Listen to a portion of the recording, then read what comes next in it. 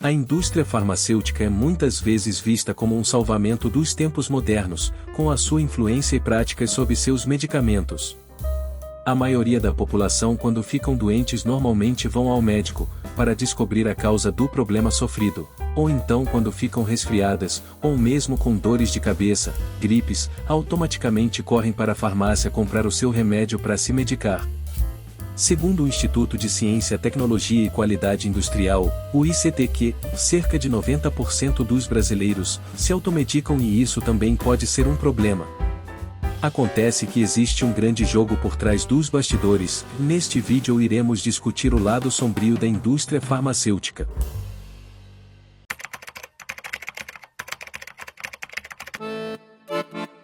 Antes das indústrias serem o que são hoje, o início de tudo foram as boticas, que eram espécies de farmácias da época, locais que expandiram a partir de seu papel tradicional de distribuição de medicamentos botânicos, como a morfina e o quinino, para fabricação no atacado em meados de 1800. As boticas desempenharam um papel fundamental na história da indústria farmacêutica. Elas eram estabelecimentos locais onde os medicamentos eram preparados e distribuídos, muitas vezes com base em fórmulas tradicionais ou receitas médicas. Essas boticas datam de tempos antigos e eram frequentemente administradas por farmacêuticos ou herboristas, que tinham conhecimento sobre as propriedades medicinais das plantas. Um desses farmacêuticos conhecidos foi o alemão, Friedrich Serturni, por descobrir medicamentos a partir de plantas que começaram especialmente com o isolamento da morfina, analgésico e agente indutor de sono a partir do ópio, que é uma planta que cresce naturalmente na Ásia, sendo originária do Mediterrâneo e Oriente Médio. A morfina é um potente analgésico opioide, conhecido por aliviar a dor moderada e intensa. Ela age ligando-se a receptores específicos no sistema nervoso central, inibindo a transmissão de sinais de dor e produzindo uma sensação de alívio. Além disso, a morfina tem propriedades sedativas e pode induzir o sono, o que a torna útil no tratamento de certos distúrbios do sono. Ele nomeou sua invenção de Morphium, em homenagem ao deus grego do sono, Morfeu. Alguns anos depois, na França, a substância ganhou o nome universal de morfine. À medida que a ciência e a tecnologia avançaram, as boticas evoluíram para se tornarem mais envolvidas na fabricação em larga escala de medicamentos. Durante o século XIX, houve um crescimento significativo na produção e comercialização de medicamentos, impulsionado pela descoberta de compostos químicos e pela capacidade de sintetizar substâncias em laboratórios. Essa transição das boticas locais para a fabricação em larga escala marcou o início da indústria farmacêutica moderna. As empresas farmacêuticas começaram a surgir e a expandir suas operações, permitindo a produção em massa de medicamentos e o desenvolvimento de tratamentos mais avançados. Com o passar do tempo, o poder financeiro e político destas empresas aumentou muito, tendo sido criados grupos comerciais. No entanto, com este poder, surgiram abusos, como monopólios de medicamentos e práticas desleais como a corrupção. E esse é um dos grandes problemas que irei mostrar no próximo capítulo.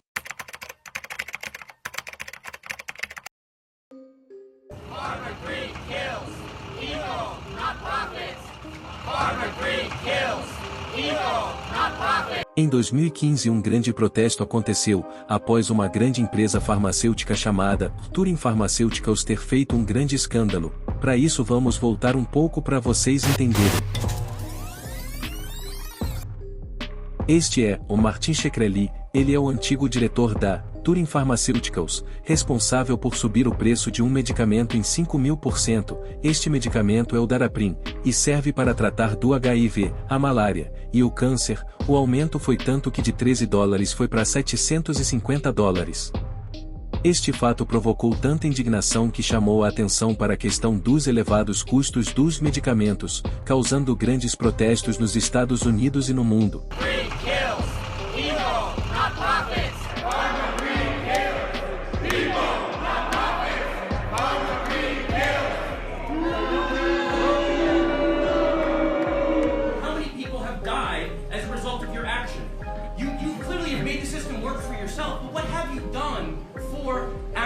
Human beings on this planet besides profit from and the system we can all imagine. We all know it's fucked up. That's it. Thank you. Up here.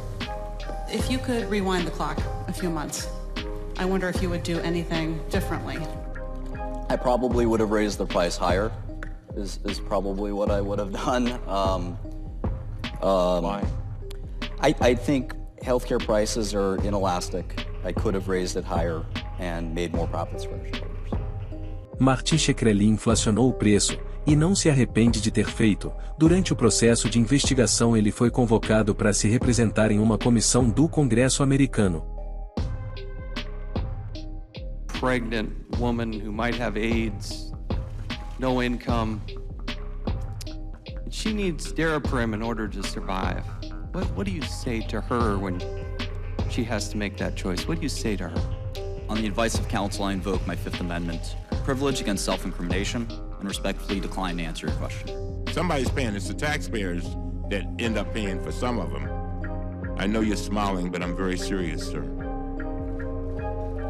So I ask now that the committee excuse the witness from the table without objection.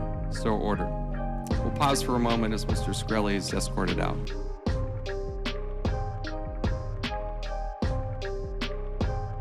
Com seu sorriso cínico, Martin Shkreli foi apontado como o homem mais odiado dos Estados Unidos. Algum tempo depois ele foi detido pelo FBI e condenado pelo Tribunal Federal nos crimes de fraude e manipulação com fontes de investimentos, e foi julgado a 7 anos de prisão iniciativa. Com o monopólio e o poder que a indústria farmacêutica tem em mãos, ela simplesmente pode alterar os preços que quiserem. Esse caso mostrou que existem falhas governamentais. A preocupação principal da indústria farmacêutica tornou-se o lucro. A preocupação deles é o acionista, já não mais o doente. Em um mundo onde os interesses financeiros ultrapassam os cuidados com a saúde, surge uma verdade perturbadora da indústria farmacêutica. Com seu poder inegável, molda o destino dos pacientes. O lucro substituiu a preocupação com o bem-estar, transformando médicos em marionetes dessa gigante indústria manipuladora. No próximo capítulo descubra o mundo dos bastidores farmacêuticos, onde o poder é comparável ao de um Estado, e a corrupção é a moeda de troca.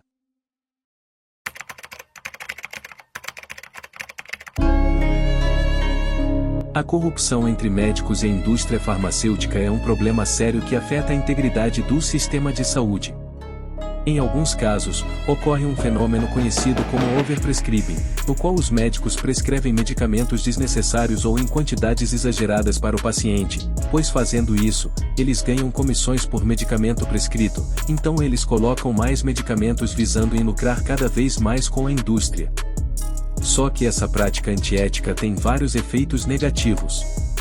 Um desses efeitos é que os pacientes podem ser expostos a medicamentos desnecessários, aumentando os riscos de efeitos colaterais, reações adversas, vícios e até a morte. A intenção sempre foi manter o paciente vivo na dependência, ou seja, renda para a indústria. A maior parte do dinheiro que os médicos ganham são das indústrias. Muitas vezes o médico só te receita o remédio e não realmente a forma de se prevenir. Existem casos de prontuários alterados para a indústria farmacêutica lucrar com isso. Um dos grandes objetivos da indústria é causar um ciclo vicioso. Irei explicar. Primeiro, fazer com que as pessoas acreditarem que estão mais doentes. Segundo, vender uma droga, que supostamente cura aquela doença que o médico acrescentou. Terceiro, certificar que o medicamento seja apenas uma cura temporária, da falsa acusação daquela doença acrescentada. Quarto, verificar se o medicamento também causa novos sintomas, de efeitos colaterais. Quinto, venda a eles um novo medicamento para os novos sintomas que o efeito colateral causou.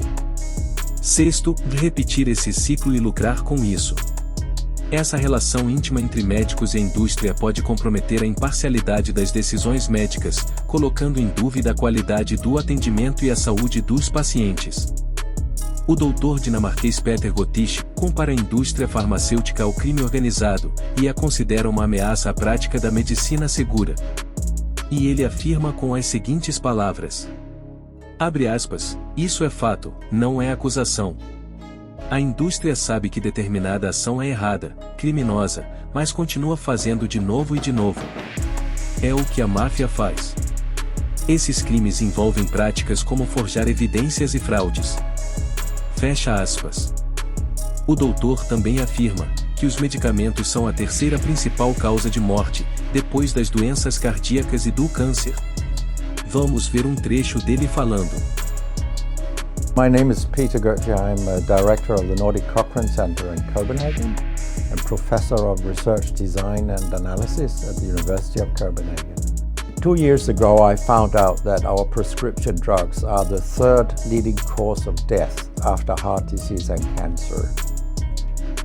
Our drugs kill around 200,000 people in America every year, and half of these people die while they do what their doctors told them.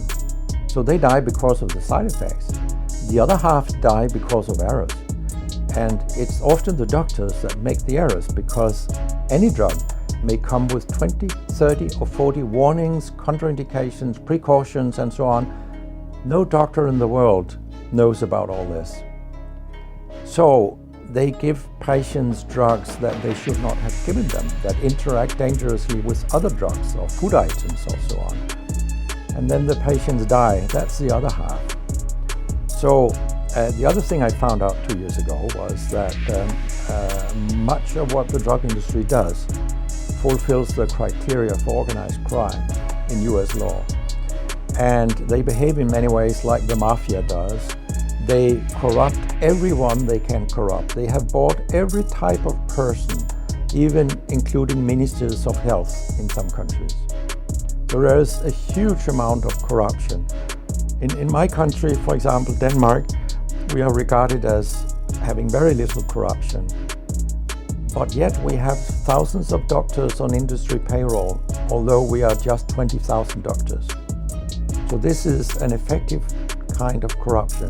The drug industry buys the professors first, then chiefs of department, then other chief physicians and so on. They don't buy junior doctors.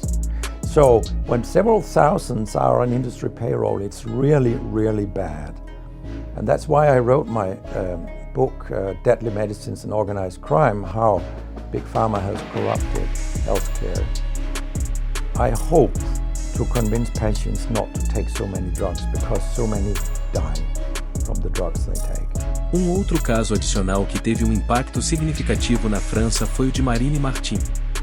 O medicamento Depakine, utilizado no tratamento da epilepsia, recebeu autorização para uso em gestantes, fabricado pela renomada indústria farmacêutica francesa Sanofi. No entanto, essa decisão resultou em sérias consequências para a vida de Marine, uma vez que o medicamento apresentou diversos problemas para as mulheres grávidas que o utilizaram. Souvent, en fait, je compare ma maladie à une décharge électrique extrêmement violente, comme s'il y avait un court-circuit en fait dans une boîte électrique, et tout disjoncte. Et donc, je perds connaissance, je convulse, et je me réveille plusieurs minutes, des fois plusieurs heures après, et j'ai toujours peur d'y laisser ma peau. Oui, ça c'est clair. Donc pour moi, les médicaments sont indispensables. C'est pas une question en fait. Je sais que sans médicaments, je ne peux pas vivre. Je ne serai pas là devant vous. J'avais bien préparé ma grossesse. J'avais lu ce qui avait marqué à l'époque dans la notice, consultez votre médecin. Donc j'avais posé d'abord la question à mon médecin généraliste. Est-ce que c'est contre-indiqué dans la grossesse? Non, non, pas du tout, il n'y a aucun souci. J'ai posé la question au gynécologue, même réponse. Au neurologue, même réponse. Et Nathan, quand ils l'ont sorti de mon ventre, il y avait une malformation urogénitale. Et puis voilà, le temps a passé. Puis Nathan, à l'âge de parler, il parlait pas, à l'âge de tenir assis, il tenait pas assis. Aos poucos, Marine e o seu marido ficam preocupados com o Nathan. Eles filmaram ele para mostrar aos médicos o seu atraso. Nathan era calmo, não sorria, mostrava sinais de atrasos na fala, e outros sinais de atrasos. Et là on m'a dit, bah oui, madame, ce n'est pas un retard, c'est un trouble. Nathan sofreu várias sequelas neurológicas. Então a Marine começou uma grande investigação contra os efeitos colaterais do medicamento Depakine. Ela se tornou a representante contra a Sanofi, uma tentativa de chamar a empresa sobre a responsabilidade que causou. Ela criou uma associação com milhares de vítimas. Une manière pour moi de réparer les choses, parce que la culpabilité, elle est gigantesque. Quand on ingurgite ce médicament quotidiennement, enfin moi c'était 2 fois par jour, et qu'on empoisonne son bébé, enfin voilà, encore aujourd'hui ça reste difficile. Donc pour moi, ce travail de réparation, de dénoncer, etc., la tromperie finalement de Sanofi, c'était indispensable. J'aurais pas pu me regarder en face. Il fallait que j'aide les autres familles, il fallait que je dénonce. Les victimes reprochent au laboratoire de ne pas avoir informé suffisamment tôt des risques liés à la prise de ce médicament pendant la grossesse. Espero que esse vídeo tenha te ajudado a entender melhor do outro lado da moeda, aquele que a indústria farmacêutica deseja ocultar. Não estou generalizando todas as indústrias e médicos, mas sim apontando aqueles que agem de forma corrupta e prejudicial. Gostaria de saber a sua opinião sobre as indústrias farmacêuticas. Comentem abaixo, deixe seu like e até o próximo vídeo.